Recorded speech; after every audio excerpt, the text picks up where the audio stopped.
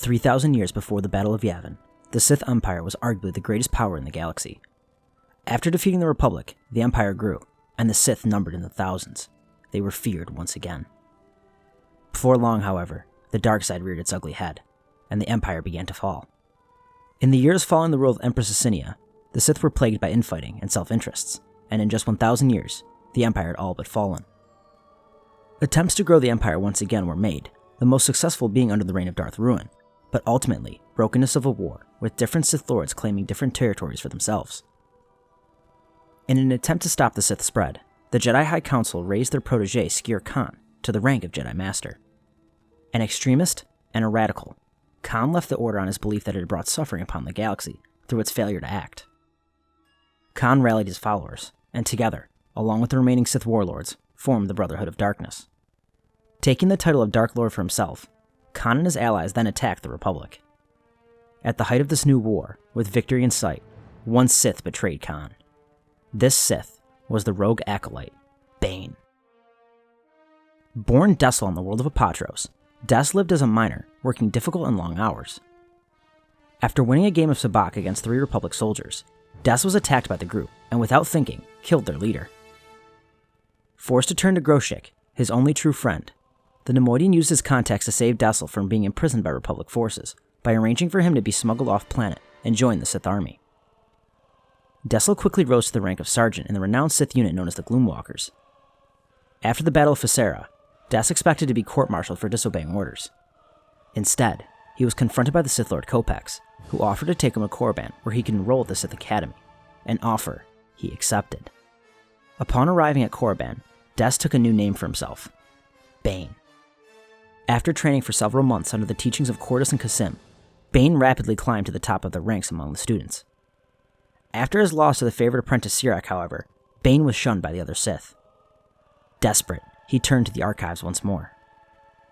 From them, he learned about the history of the Sith, and began to question the direction the Brotherhood had taken.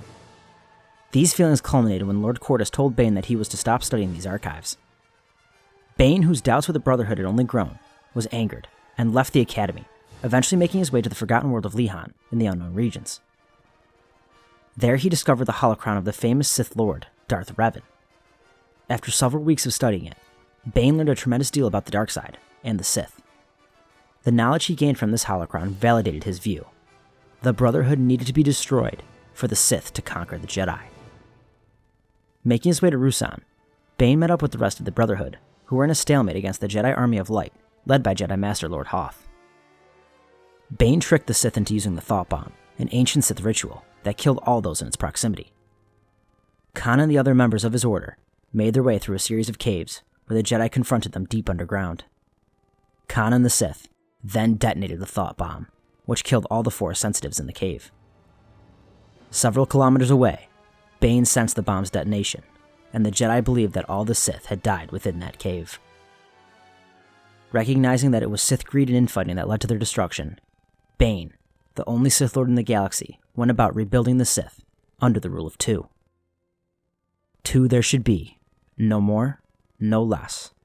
One to embody power, the other to crave it. While exploring the planet in the aftermath of the Ruusan campaign, he encountered a young girl. Bane sensed her Force potential, as well as the anger inside her. In addition, she did not back down from Bane and proclaimed herself to be a killer. Impressed, Bane dubbed her Darth Zana and took her as his apprentice. For years to come, the two built up a vast intelligent network, learning secrets that they hoped one day would allow them to destroy the Jedi and gain galactic control. By 980 BBY, Bane and Zana had relocated to Sutric 4, where with their immense wealth, continued to build up their network of spies, and planned for the time when the Sith could destroy the Jedi. After escaping Done, Bane confronted his apprentice who prepared to kill him and take the title of Dark Lord for herself. After an intense duel, Darth Zana emerged victorious.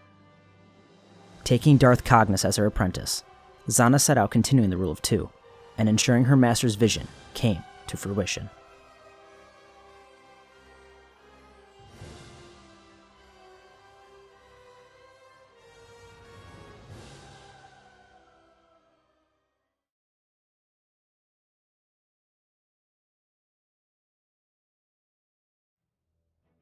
Darth Bane's legacy continued hundreds of years after his death.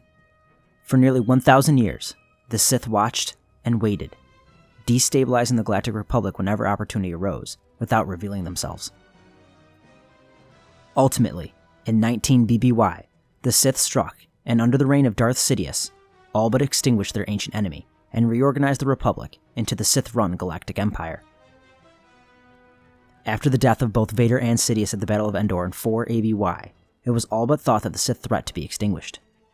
However, a former Emperor's hand named Lumaya sought to preserve the Sith legacy, and thus declared herself Dark Lady of the Sith. But due to the rule of two, Lumaya's training was far too limited and inadequate for her to be considered a true Sith Master. Nevertheless, the Dark Lady searched tirelessly for a worthy apprentice to stand at her side, both to continue the tradition established by Darth Bane, and to exact revenge on the resurgent Jedi Order for the fall of the last true Sith Lords. Believing she required an individual who was exceptionally powerful in the Force, one who would be capable of restoring the Sith Order back to its former glory, she ultimately turned her attention to the Jedi Knight, Jacen Solo. Born 9 years after the Battle of Yavin, Jacen Solo was born along with twin Jaina to Leia Organa Solo and Han Solo. At the age of 13, he and his sister were part of the second generation of students to attend their uncle Luke Skywalker's Jedi Paraxium on Yavin 4. At the Paraxium, Solo was taught the ways of the Force, as well as defeating numerous plots against the New Republic. However, war would strike the galaxy again in 25 ABY, when the Yuuzhan Vong attacked the known galaxy. During the war, Caedus would serve at the front lines and helped lead the New Republic to countless victories over a seemingly invincible opponent. At war's end at the Battle of Yuuzhan Tar, Solo managed to do the unthinkable and kill the true mastermind behind the invasion, Onimi, becoming a hero to the galaxy. Solo took a leave of absence from the Order, wishing to seek out other Force user groups and learn from them, expanding his understanding of the Force. Upon returning 5 years later, he took his Uncle Luke's son, Ben, as his Padawan learner. At the height of the Corellian tensions, Solo, along with Naleni Din, came into contact with Brisha Sayo on Lord. Sayo immediately admitted that she had been involved with a series of odd events on the planet, claiming that she was a Force sensitive who could hear others planning acts of violence in her dreams, and used the Force to convince them to bring the Jedi into the situation. Taking the Jedi to her remote home on a large asteroid, Sayo stated a Sith Lord was living in the caverns beneath, and claimed she needed a Jedi's assistance to deal with him. Arriving at the end of the caverns, Solo confronted an apparition of a Sith Lord, which faded away after insisting that Solo challenge his minions. Solo was forced to battle an illusion of an evil Luke Skywalker, which defeated him, just as Sayo released the illusion and revealed she was in fact Lumaya, the Dark Lady of the Sith. She wished for Solo to embrace her teachings of a more detached Sith, such as Vectivus, who could remain uncorrupted and use the Sith teachings to help others and bring peace. Solo, after going through various scenarios in his head, agreed to learn from Lumaya, and killed Din, taking his first steps down the dark path. Once again meeting with Lumaya, Solo was informed he must make a sacrifice to become a Sith, killing that which he loved. Eventually he was confronted by his aunt Mara Jade Skywalker, who revealed that she knew he was in league with Lumaya. The two fought in an intense duel before Solo distracted her for a fraction of a second with an illusion of himself as her son, allowing him to stab her with a poisoned dart. Realizing that killing her was his sacrifice, he waited with her as she died, convinced he had begun a new era of galactic peace. After Lumaya's sacrifice in an attempt to draw attention away from Solo, Solo took the name Darth Caedus and crowned himself Dark Lord of the Sith. Taking control of the Galactic Alliance, Caedus set into motions that plunged the galaxy into the Second Galactic Civil War. During the final battle of Shedu Mad, Caedus' twin sister managed to infiltrate his flagship, the Anakin Solo, and attacked her brother. Knowing he would die due to his injuries, instead of taking his twin down with him, he used his last moments to warn Jo, the mother of his child, that she and Alana were in danger. Jaina plunged her purple blade into him, and the Dark Lord finally fell. With Caedus' death, the galaxy once more would see peace, and Darth Bane's rule of two, all but finished.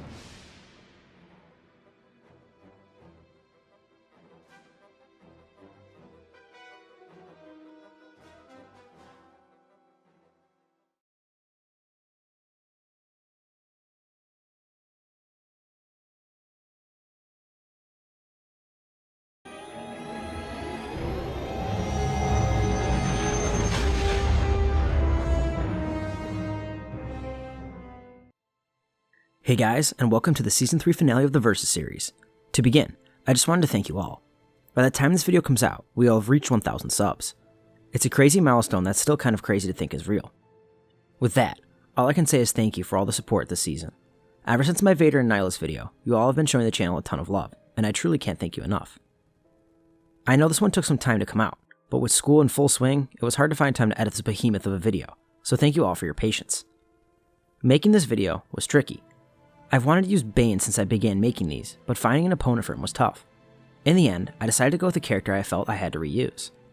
I've come a long way since I first used Darth Caedus, and this analysis blows my old one out of the water. Both are masters of the dark side, and both are not to be trifled with. With that said, I am proud to present Darth Bane vs. Darth Caedus. If these two Sith titans met on the battlefield, who would win?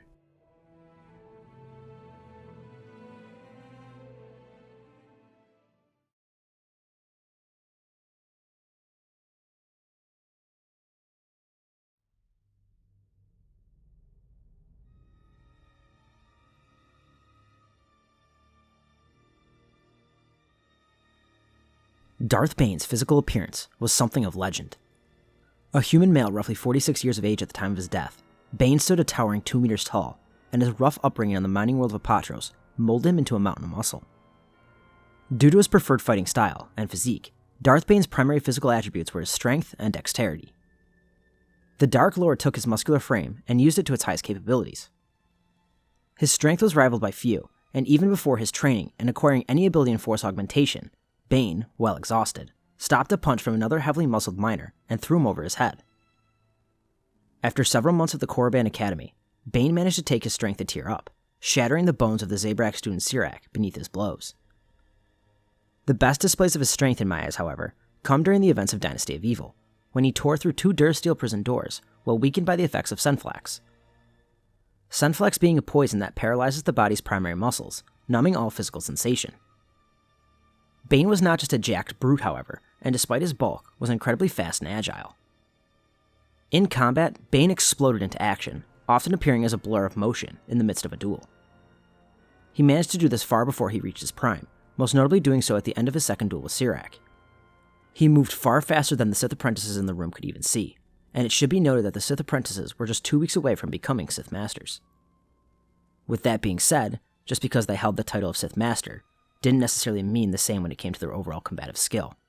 I'm looking at you, one Sith members. Bane's speed was so great that he seemed to be wielding a dozen blades at once while in an Orbalist-fueled blood rage, and his speed quickly would have trampled Farfalla at the beginning of their duel on Tython, had the Jedi Master not been amped by battle meditation. It's fair to say, he even took it a step further come his final battle against Zana, who admitted her master was faster than Zana could have ever imagined. This implies he was faster in that duel than he was in their sparring matches, his fights with the Shadow Assassins, his fight with her well-bloodlusted 10 years prior, and in their duel with the Jedi on Tython, where he was once again blinded by rage. As stated earlier, he moved well for a man of his size, and his agility wasn't hampered, the best showings of this being when he managed to dodge Zana's dark side tendrils. Despite being at the end, and just about to exit his physical prime, Darth Bane's stamina was not an issue, and unlike many his age, did not tire. He was able to sustain himself in the deserts of Korriban for 13 days, with no food or sleep, and in his later days, managed to keep up the speed to prevent a drop of rain in a cloudburst from touching him for 10 minutes. Bane's resilience to pain was also superhuman.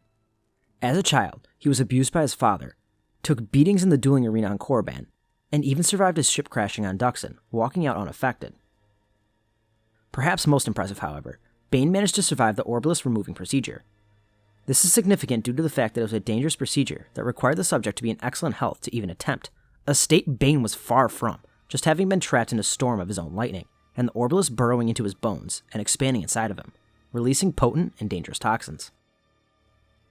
Unlike many who can take a beating and survive, yet not continue to fight on, such as Kukruk, Bane had the willpower to fight on, like few had ever seen, staying conscious and continuing to fight after being nicked by one of Zana's dark side tendrils, which was far more painful than anything he had ever experienced.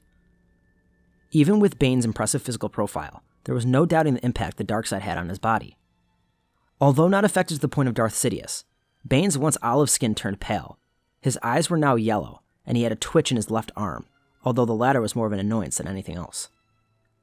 While during Dynasty of Evil, It did not hamper Bane's ability to fight on at a high level, though it was beginning to, the Dark Lord himself admitting that in 5 years his body would be ruined like a husk. Despite this, Darth Bane was still a formidable and dangerous combatant physically, and his will to fight on, along with his unique blend of speed and strength, made him even more dangerous.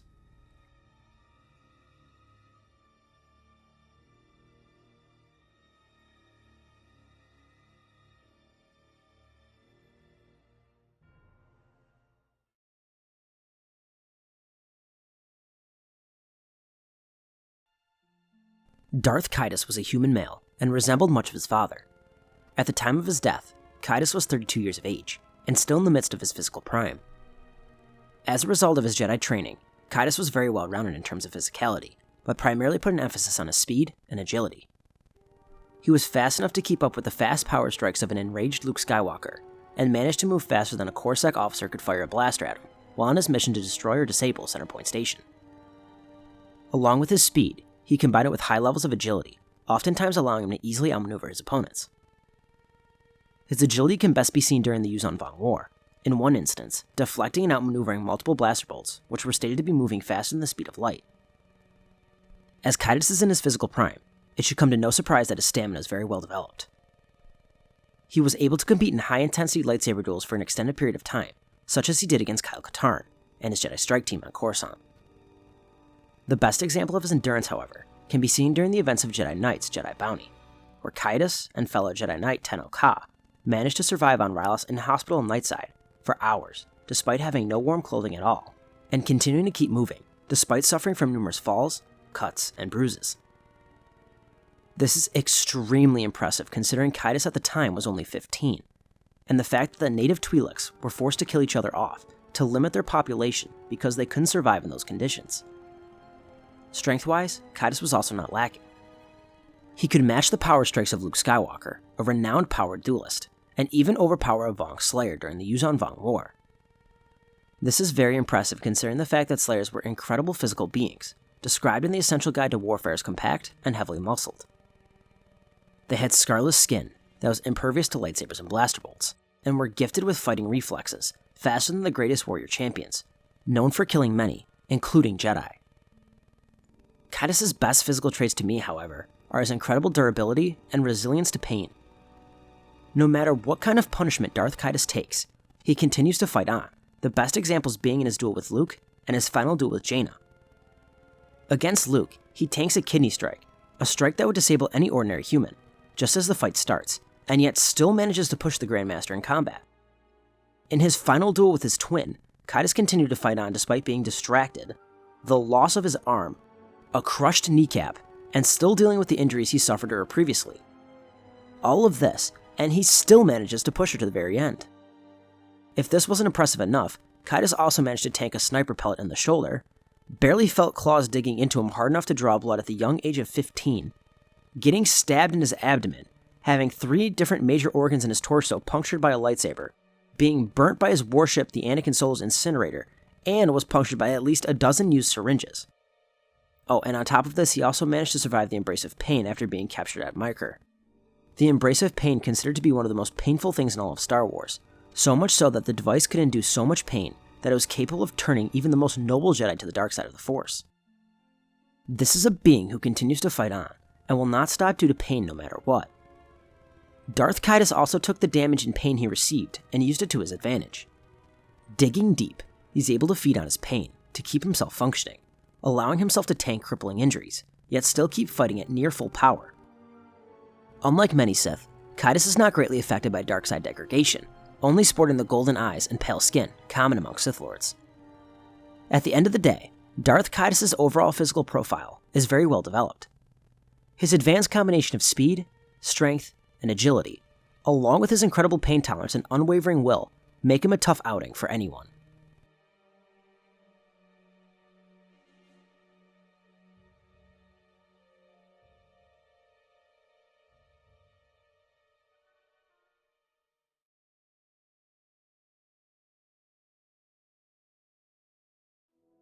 Both Darth Bane and Darth Caedus are very gifted physical beings.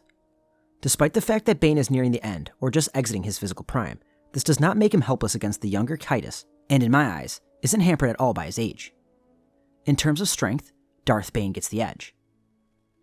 While Caedus has shown impressive displays of strength, such as overpowering a Vong Slayer during the Yuuzhan Vong War, Bane's displays are much more impressive.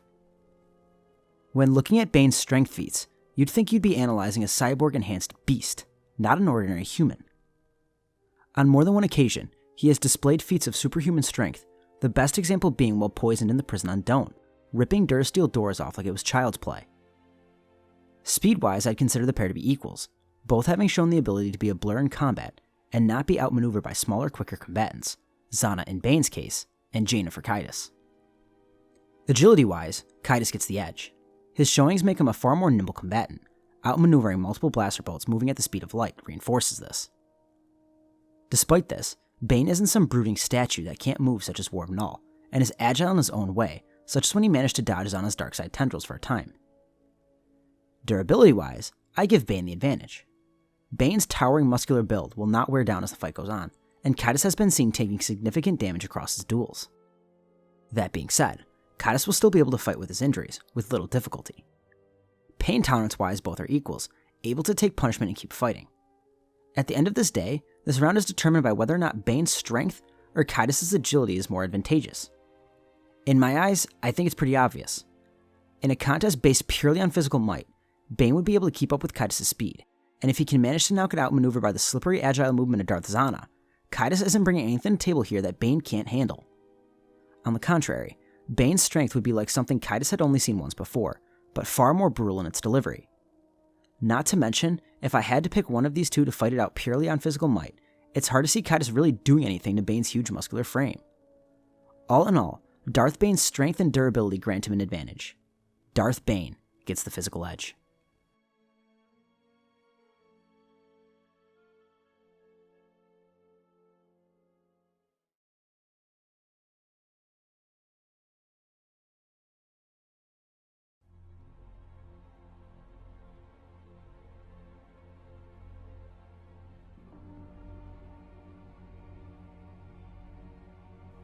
Darth Bane was one of the greatest lightsaber masters that the Jedi or Sith orders ever produced.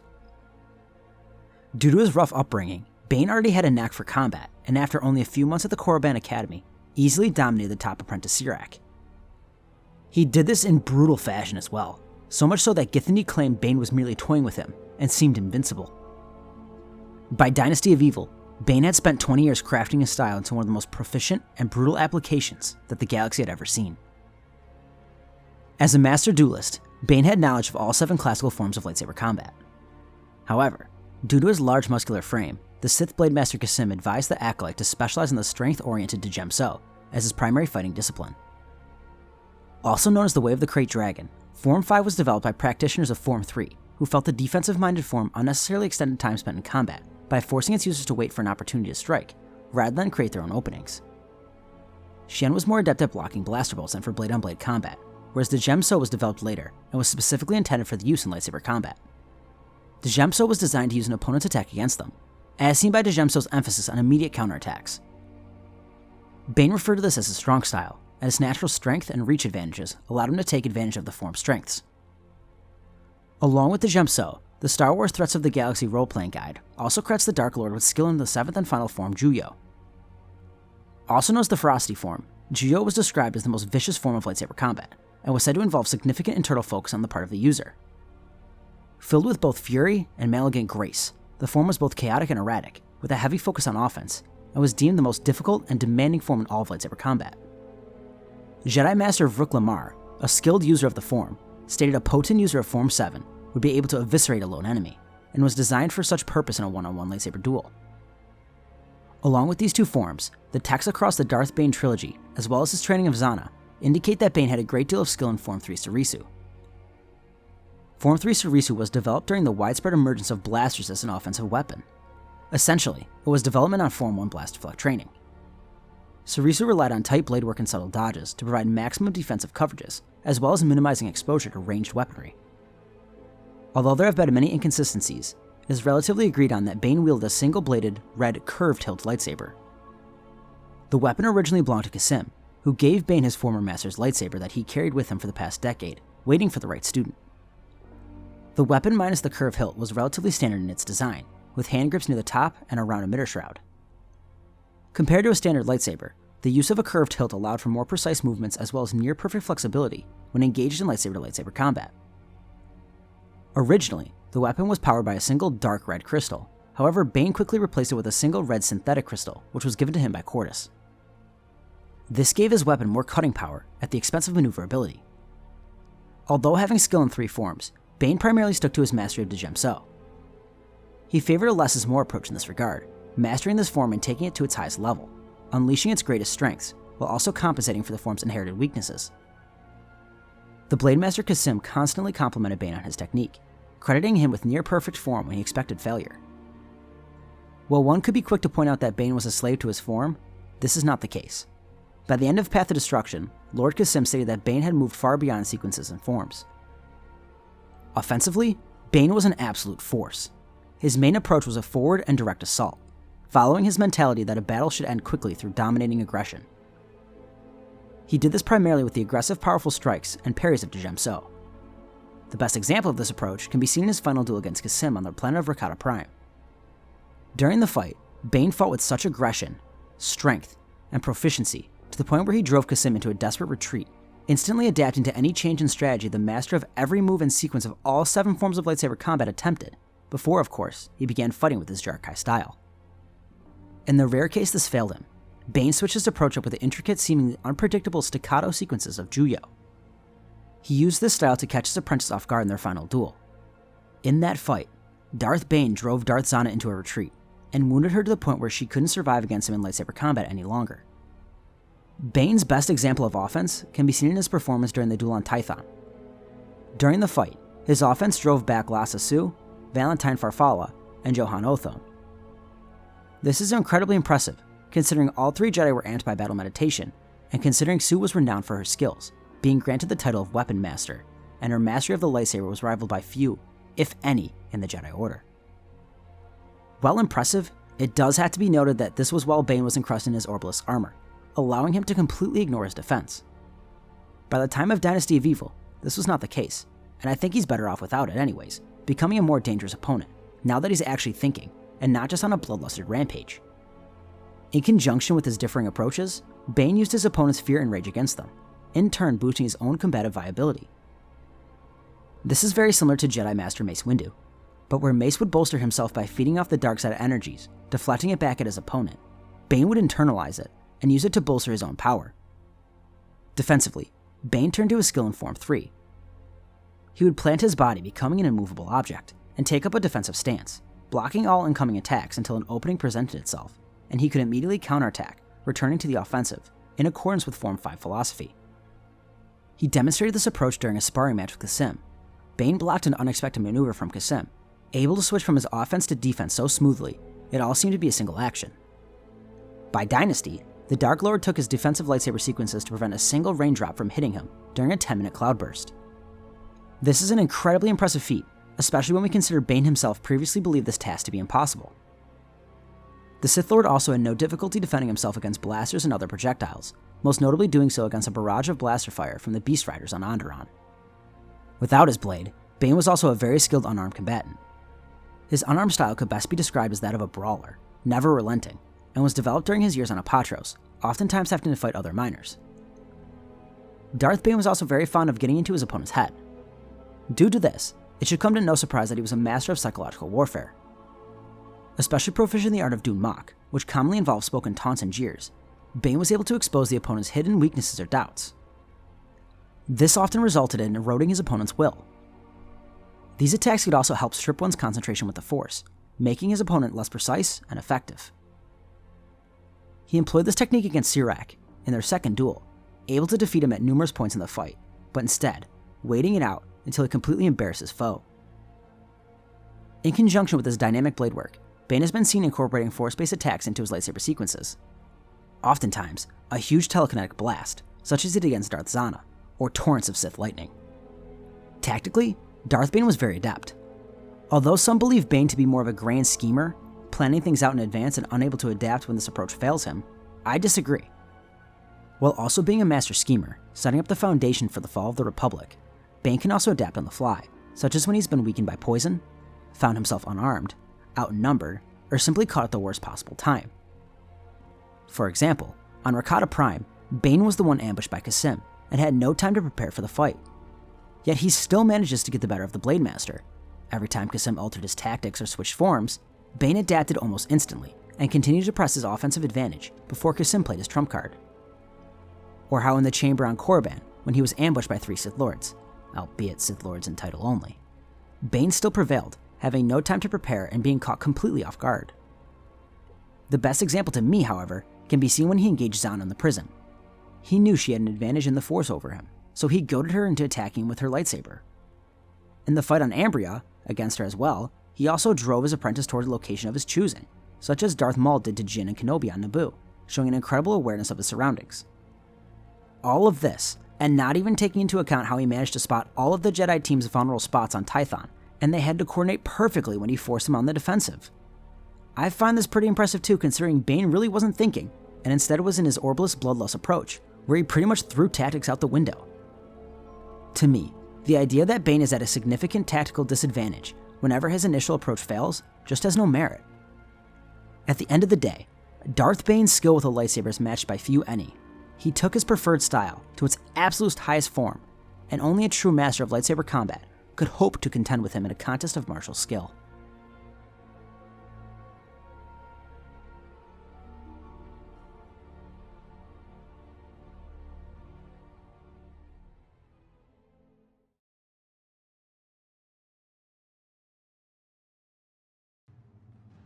Darth Caedus was one of the greatest lightsaber duelists of his day. As a member of the Skywalker lineage, this should come to no surprise, as the line is notorious for producing great lightsaber duelists. Even from a young age, Caedus showed incredible natural talent for the art, and was considered one of the best duelists in the Praxium shortly after constructing his lightsaber. And by the time of his prime, managed to best the Jedi Battlemaster Kyle Katarn relatively easily, and even held his own against arguably the greatest duelist ever in his uncle Grandmaster Luke Skywalker. While the Dark Lord style is never clearly stated, the texts across many of the novels provide enough evidence where we can make an educated guess. To begin, Caedus' foundation was most likely the 3 Rings of Defense. Introduced in the order by Jedi Master Cam Solusar, the 3 Rings served as the main introductory style for all Jedi at the time. This style soon became the main foundation in which all members of the NJO built their styles from. Each ring dealt with dueling from a different range, the outer dealing with wide power attacks, the middle ring for quick strikes and counters, and the inner with close quarters combat. While simplistic in nature, when elevated, the style in the right hands could be incredibly effective, an example being Caedus' peer, Corran Horn. Eventually, the NJO reintroduced the 7 traditional forms of lightsaber combat into the order, which most knights then used to build their style from. To me, as a scholar, Caedus took the best elements from many different forms and combined them, creating his own personal fighting style. Due to his training under Luke, and his knack for immediately counterattacking a strike thrown his way, I believe the backbone of the style to be Form 5, Xian and Djemso. Also known as the Way of the Krayt Dragon, Form 5 was developed by practitioners of Form 3, who felt the defensive-minded form unnecessarily extended time spent in combat by forcing its users to wait for an opportunity to strike, rather than create their own openings. Xian was more adept at blocking blaster bolts than for blade-on-blade combat, whereas Djemso was developed later, and was specifically intended for the use in lightsaber combat. Djemso was designed to use an opponent's attack against them, as seen by Djemso's emphasis on immediate counterattacks. In conjunction with Form 5, I believe Caedus used Form 3 Surisu and Form 4 Taru. This allowed him to maximize the effectiveness of his Djemso, while also maximizing his defensive viability, as well as compensating for Form 5's lack of mobility. Form 3 Surisu was developed during the widespread emergence of blasters as an offensive weapon. Essentially, it was a development of Form 1 blast deflect training. Surisu relied on tight blade work and subtle dodges to provide maximum defensive coverage, as well as minimizing exposure to ranged weaponry. Form 4 was fast-paced and effective against single opponents, though weaker in prolonged combat and confined spaces. Ataru was characterized by force-assisted acrobatics, such as somersaults and leaping strikes, both for attack and defense. Form 4 allowed the user to use their entire body as an offensive weapon, as unarmed strikes were combined with flourishing blade work. Darth Caedus' original Jedi lightsaber was taken from him after his loss to Luke aboard the Anakin Solo. After recovering from the battle, Caedus later built a red-bladed lightsaber, as per the usual traditions of the Sith. Although there are no official images of this weapon, we can assume it is relatively similar in design to his Jedi weapon. It featured a skeletal design, with grooves at the top of the hilt signifying hand placement. Powering the weapon was a red crystal, and although never stated, is most likely synthetic in nature. This gave his weapon more cutting power, at the expense of maneuverability. Along with his lightsaber, Caedus also carried a standard blaster pistol and a vibroblade, giving him immense versatility in combat, although he rarely used them. One additional piece of weaponry Caedus wore was a set of wrist gauntlets which held a poison dart chamber. These darts, when used, were lethal, killing its victim quickly and effectively, as shown in Caedus' duel against Mara Jade Skywalker. Darth Caedus took his style to immense heights, able to best the best of the era, including decisively beating Kyle Katarn, a man who mastered all 7 forms of lightsaber combat, and holds the title of Battle Master. During that fight, he even negligently swatted away incoming attacks, and outmaneuvered Kyle to the point that had Katarn faced him alone, he would have lost his leg, and then likely his life. During the events of Fury, Caedus even goes on to state, but he was still the best lightsaber swordsman around, excepting possibly Luke, perhaps the best there had ever been. While Caedus' belief in this ability may simply be due to overconfidence, he's at least one of the best duelists in an era notorious for their lightsaber masters. Offensively, Caedus will use the dynamic and powerful bladework of Form 5 to stagger and overwhelm his opponents. He also would never use the same attack twice, instead being very unpredictable. He would aim high, parry a strike, and then aim low, and then instead of countering with his blade, he would meet you with a force power or physical strike. Caedus' blade work here was also more than just typical de Gemso, and was very dynamic, direct, and unpredictable, making him a very tough combatant to read. Defensively, the Dark Lord used his teachings of Sorisu to weather the storm until an opening presented itself, which he would then use a well-calculated counterattack. This was usually in the form of a force push, which allowed him to return to the offensive. He also used excellent footwork to outmaneuver his opponents, giving himself greater positioning for a returning attack. He most notably did this in his first duel with Jaina, slipping back, allowing both blades to pass, then sprang forward and counter-thrust, trying to impale her with her own momentum. As a master combatant, it should come to no surprise that Caedus had no difficulty in blast deflection, most notably defending himself from the attack on numerous battlefields during the Yuuzhan Vong War, and even more impressively, able to defend against numerous unpredictable shots, while also having to defend against lightsaber strikes of Valen Horn during their engagement on Coruscant. Along with his traditional lightsaber techniques, Caedus was highly skilled in unarmed combat, and as briefly mentioned earlier, often incorporated these into his lightsaber sequences. He often did so when an opponent got close to him, by sending a thundering elbow or kick their way in an attempt to gain space. This martial arts style was a blend of Atara teachings, which emphasized using the entire body as a weapon, and Galactic Alliance Guard techniques. As mentioned earlier, Caedus was very fond of incorporating his incredible command of the Force into his lightsaber sequences.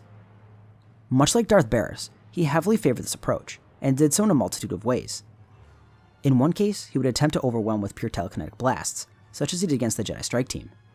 In another case, using his surroundings and beating his opponents down, in a similar fashion to Darth Vader on Bespin against Luke. Ironically, Caedus employed this against Luke aboard the Anakin Solo, where he threw a Yuuzhan Vong torture device at him. And finally, subtly diverting his opponent's guard before unleashing an unsuspecting attack, usually a force push or lightning, such as he did against Jaina, subtly working around her before sinking his palm into the pit of her stomach and unleashing torrents of force lightning. Tactically, Caedus was very smart. His years on the front lines of galactic conflicts, as well as years of extensive study, allowed him to analyze his situation and give him the best road to victory. The best example of this can be seen in his final fight against Mara, where he saves himself by projecting Ben Skywalker's face over his own, making her hesitate for the instant he needs to stab her with a poison dart. At the end of the day, Darth Caedus has proved himself time and time again to be a master with the lightsaber, having held up against anything thrown his way, while oftentimes at a significant disadvantage.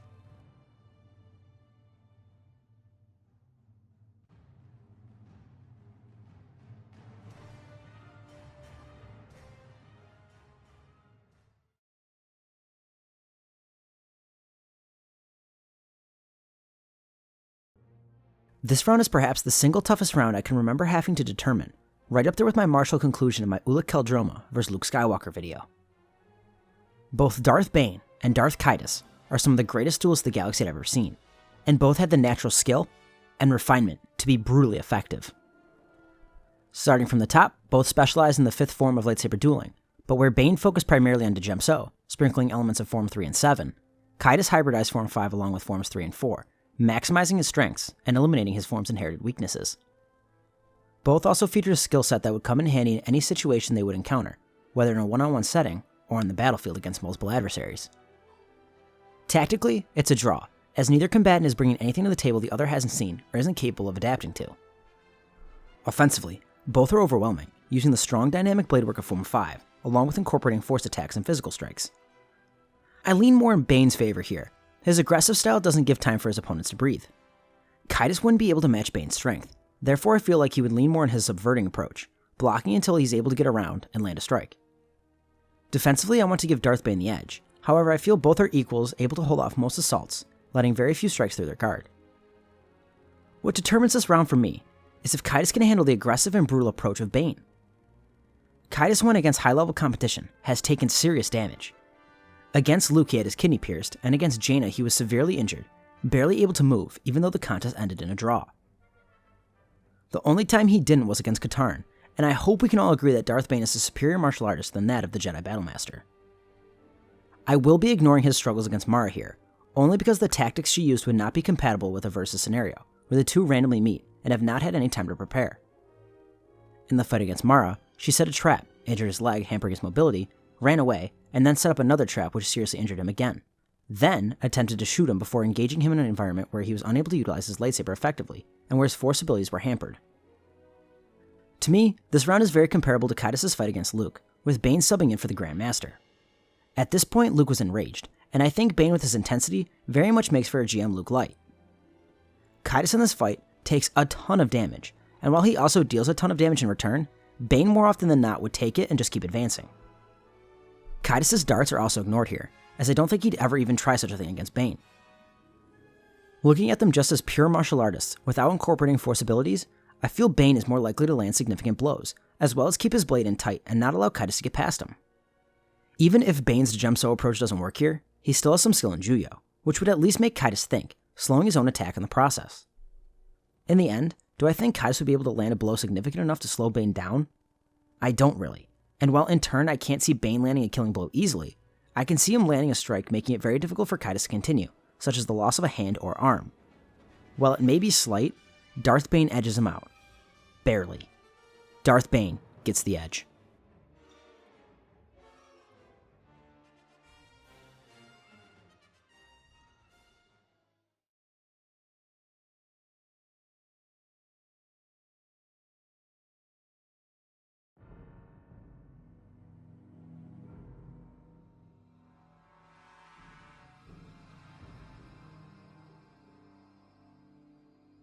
Darth Bane was a master of the dark side, and his raw power in the Force led him to being regarded as the fabled Sithari, the alleged perfect being who would make the Sith more powerful than ever before.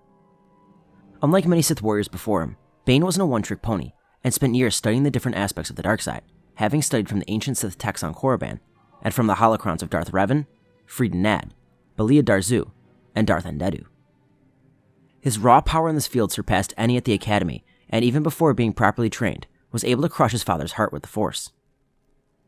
Like all Force wielders, Darth Bane was able to use the Force to augment his physical attributes, and paired it with Force Rage, using his anger and pain to boost his own speed, strength, and ferocity.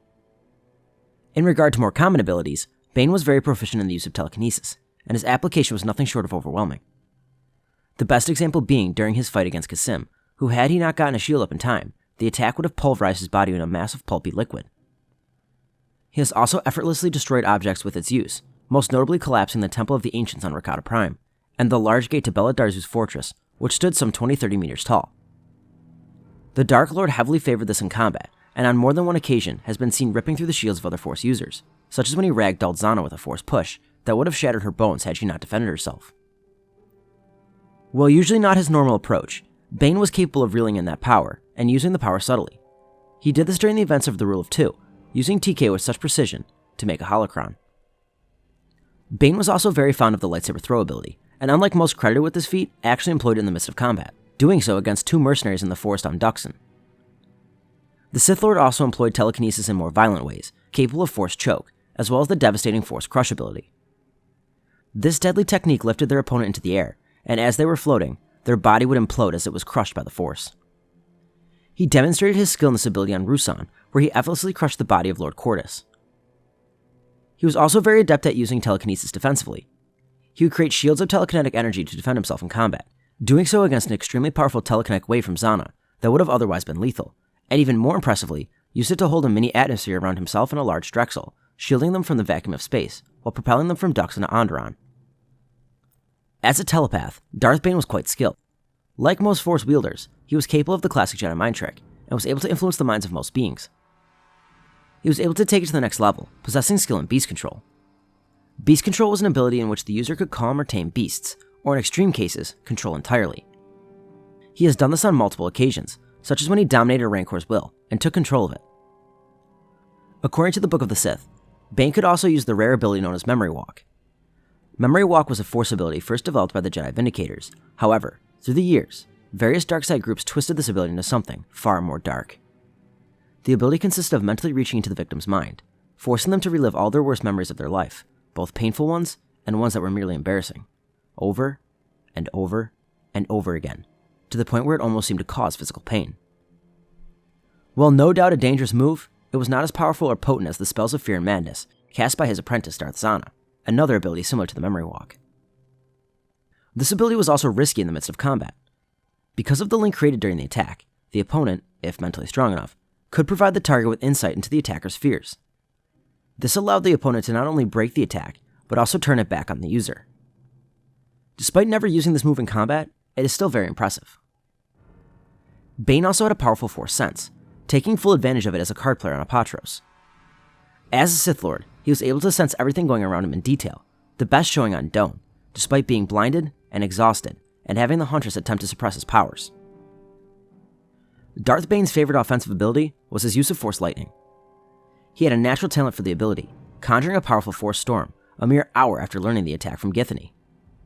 His application of this ability is rivaled by few any, his purple bolts of lightning, able to kill on contact, in one case, incinerating 4 people at once with ease.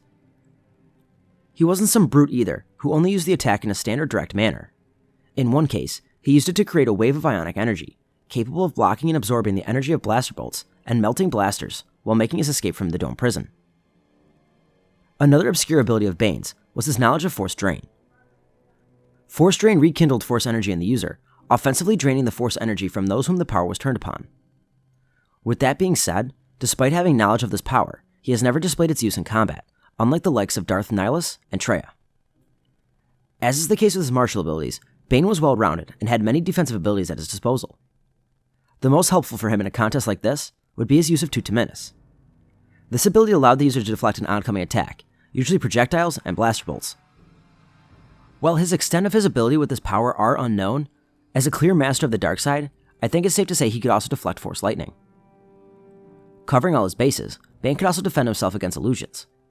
He did this in one of 2 ways, either through sheer mental strength or by unleashing a burst of raw power, dispelling anything cast around him. Bane's use of the Force also went beyond the standard Force powers a Jedi or Sith would use. During his time at the Korriban Academy, Bane had access to a vast collection of Sith scrolls, tomes, and text. As the years went on, with the help of individuals like Argyle 10, he was able to obtain ancient Sith manuscripts and artifacts and unlock the darkest secrets the dark side had to offer. The highlight of this knowledge was centered around the use of Sith rituals. During the Battle of Ruusan, Bane led the other Sith Masters of the Brotherhood in a ritual that led to Bane unleashing a Force storm that consumed Ruusan's landscape with a flurry of flames and death. Another example of this can be seen when he tapped in the dark side power that lived in Nindedu's keep on Prakith. At the keep, he projected a death field that instantaneously dissected and killed the attacking cultists, who had been unable to avoid it. While impressive, Bane would not be able to use this attack on a whim, as this technique was extremely taxing and would also have rapidly exhausted Bane were it not for the sustaining power of the keep. Darth Bane also learned the art of essence transfer from the holocron of Darth Nindedu. However, much like the death field, Bane would most likely not attempt to use this in combat, unless as an absolute last resort, as it was nearly impossible to overcome a spirit already residing in a body, and the practitioner's own body disintegrated in the attempt.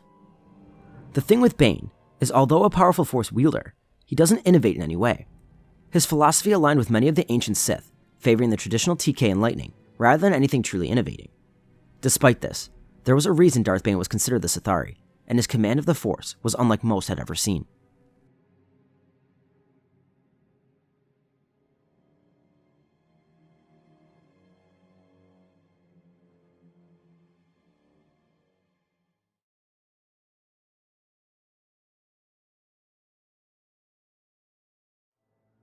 As a philosopher of the Force, it should come to no surprise that Darth Caedus was a master in this field.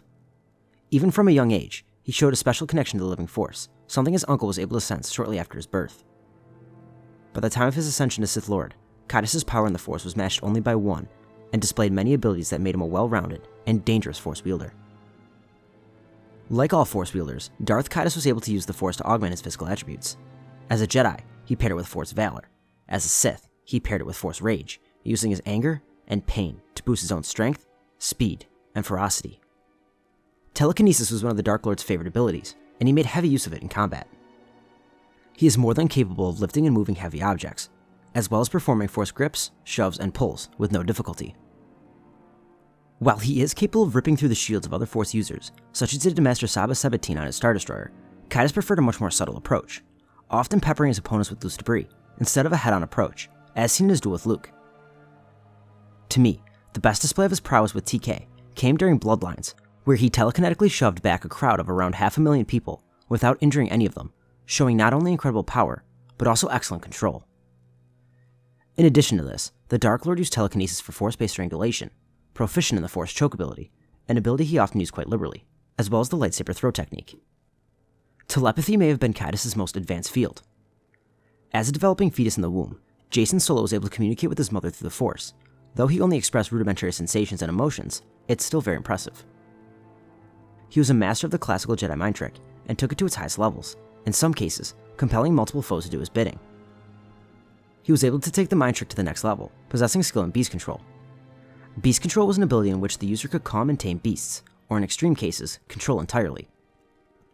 Caedus was especially proficient in this ability, and as only a 5-year-old, was able to speak with animals through the Force, understand their thoughts, and convince them to do his bidding. On top of all that, the Dark Lord has been able to telekinetically dominate the minds of his victims. In one case, shattering the mind of former Queen Mother Ta'a Chum, after discovering she was the perpetrator behind the assassination attempt on his daughter. He also could do this to other trained Force wielders, doing so against the fallen Padawan and notorious Jedi hunter Aurra Sing, mentally dominating her, freezing her in place. He wasn't just some aggressive mind hunter, however, and could employ the attack in a much more strategic way, doing so against Ben Skywalker, selectively wiping his memory, an impressive display of control and precision with the Force. One of Darth Caedus' most obvious telepathic abilities is his ability to hide his Force signature from those around him.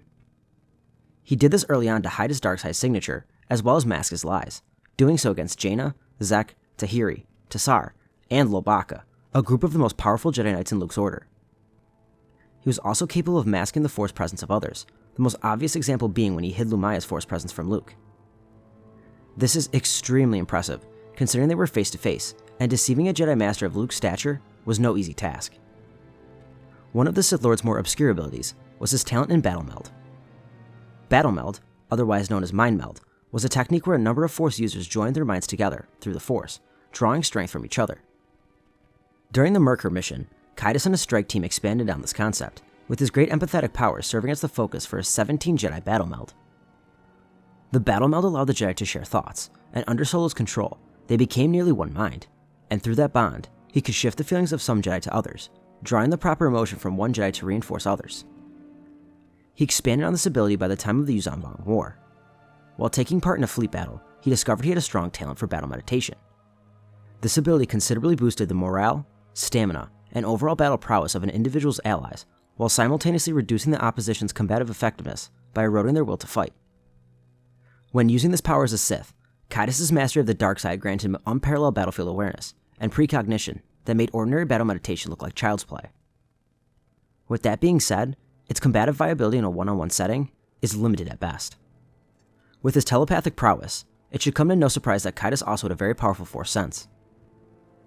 He was able to sense the intentions of others, including against other Force wielders, the best showing of this coming against Mara, where he managed to casually sense her scrutiny.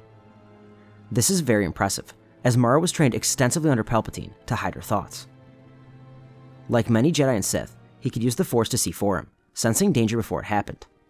By 40 ABY, he was able to receive specific brief visions of future hazards. Furthermore, Solo could probe the future, seeing the possible outcomes of various actions at will. While impressive, much like his grandfather before him, it was these visions that ultimately led him down the dark path.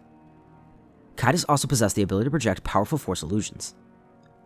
In one instance, deceiving Luke with a Force illusion, so much so that he couldn't fight on. He could use this power in the midst of combat as well, doing so in an impressive tactical showing against Mara Jade, saving himself by projecting her son's face over his own, making her hesitate for the instant he needs to stab her with his poison darts. These illusions, however, couldn't cause any actual harm, unlike Sith sorcery, and instead were just projections. However, if used right, they were still very effective in fooling his opponents, granting him an advantage that he would often capitalize on. Like most Darksiders, Caedus was a master of Force Lightning. Even before his turn to the dark side, Solo managed to knock out many Yuuzhan Vong warriors using Force Lightning. This is particularly impressive because Force Lightning should be unable to even touch Yuuzhan Vong, and by the time he reached the level of Sith Lord, he owned this power and had no problem using it against other trained Force wielders.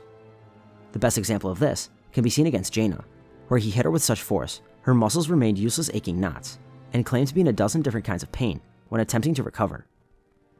While having no difficulty in summoning storms of Force Lightning, he also could use this ability to paralyze his opponents via small shock to their spinal cord, such as he did to 3 targets during the events of Bloodlines. Along with lightning, Caedus could also stun enemies, even Yuuzhan Vong, using a force power that manifested as a green lightning-like discharge from his fingertips. However, he has rarely been seen employing this attack, and never against another trained Force wielder.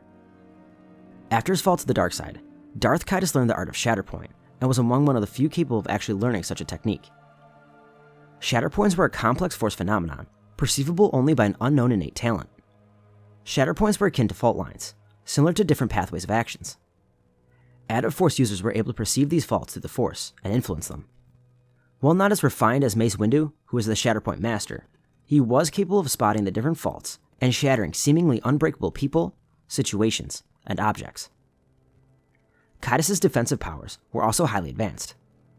He could use telekinesis to shield himself from certain attacks, even doing so against Mara, repeatedly blocking Mara's Shoto with this technique. Against energy-based attacks, Caedus would use Tutaminis, which allowed him to deflect oncoming attacks, usually projectiles or blaster bolts. While the extent of his power with this ability are unknown, he has only been seen using it against blaster fire. Much like Bane, as a master of the Force, I think it's safe to say he could also deflect Force Lightning. At the end of the Yuuzhan Vong War, Caedus took a 5-year journey to visit different schools of the Force, and learn all he could about alternate philosophies. These include the Barandot Sages, the Felinasi, the Genseriai, the Night Sisters, and the Angti monks. The Force powers that he learned are powers that no Jedi had known for centuries, if ever, granting him incredible versatility. Caedus' greatest accomplishment with the Force came during his time as a Jedi, when he became one with the Force, incapable of taking missteps or making wrong moves. However, as a Sith Lord, I do not believe he could employ such a technique, as it required the user to completely give himself over to the light side of the Force. Despite this, Darth Caedus was without a doubt one of the strongest users of the dark side in galactic history, and his wide skill set allowed him to excel in any situation.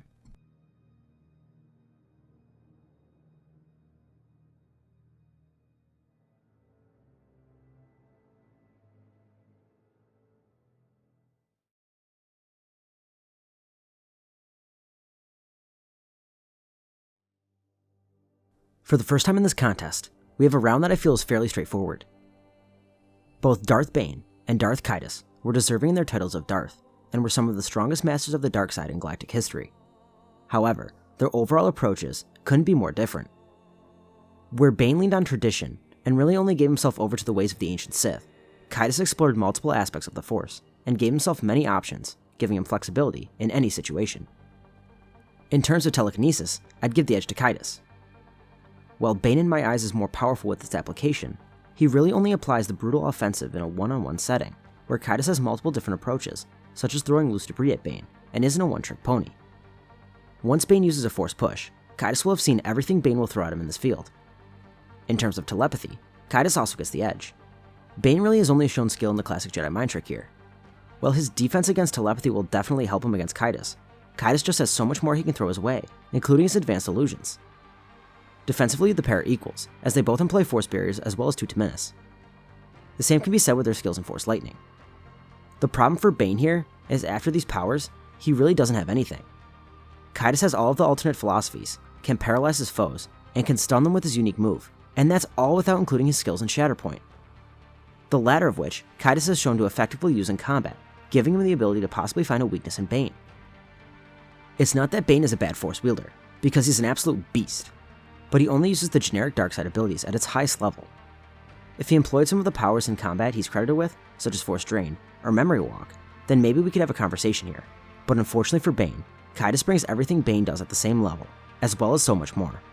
Darth Caedus gets the Force Edge.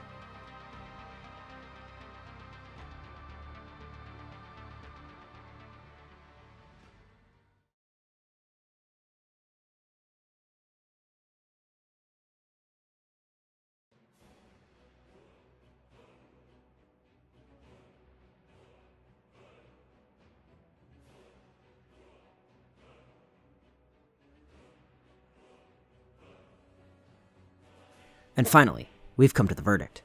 If these two Dark Titans were to engage on the battlefield, who would win? Let's set up the fight. Let's say it takes place in the Forest of Alderaan, with the winner winning a slight majority 6 out of 10 times. The two would cross paths, and neither would get out of each other's way. Before they knew it, Bane's blade was ignited and charging at Caedus. As Bane looks to cut Caedus down, the Dark Lord responds with his blade at the last second. The early fight would primarily be a battle of martial prowess, and would be one of the highest tactical duels anyone had ever seen. Bane would have the edge here, but only a very slight one. Bane would push the pace, always being on the offensive and letting nothing back. Caedus wouldn't be in too much trouble, but would definitely be on the defensive, blocking, and attempting to parry Bane's strikes. Caedus would also look to his environment around him, in an attempt to throw Bane off his game. While it would only slow him down for a split second, he would be able to adapt, not suffering from tunnel vision like other aggressive Form 5 practitioners. Eventually, Bane would land a couple of physical strikes, and Caedus would counter with a force attack and send Bane back. The mid-fight would begin here, with both combatants beginning to open up. Caedus finally was able to breathe after the aggressive attack from Bane. A rib was cracked from one of Bane's punches, but he didn't feel it. Bane leapt forward to attack once again, but this time, Caedus met him with torrents of Sith lightning. Bane got his blade up at the last second to absorb it. Caedus met him with his blade again, but this time it was much more even. A slash high, dodging the incoming attack, and countering with a force push. This portion of the fight could last hours, and would make up the majority of the fight. I give the edge here to Caedus. Bane would mix it up every now and then, but by now, Caedus had seen almost everything Bane had to throw his way. Caedus, on the contrary, was mixing up his attacks, always keeping Bane thinking, whether it was TK, lightning, throwing debris, utilizing his shatter point, and even the occasional illusion. The two combatants would continue to be evenly matched. The two lock blades again, before Bane manages to land a force push on Caedus. While Caedus would land his hits, Bane was as well, and he was in far better shape compared to his opponent. However, as time went on, Bane realized he wasn't getting the job done, and he'd have to try something drastic. He switched his approach up, and began implementing the chaotic and erratic blade work of Juyo. This catches Caedus by surprise, and he applied a more of a Form 3 approach, analyzing the style. Bane wailed away at him, landing heavy blows that picked up in pace. Then, all of a sudden, Caedus sees it, a slight flaw in an otherwise unbreakable foe. Bane swings high, Caedus ducks his head, and sends a blast of Sith lightning at Bane. The Dark Lord was attempting to fight his way back up, but the pain was beginning to intensify.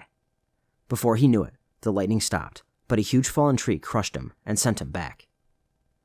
Caedus approached the shattered tree.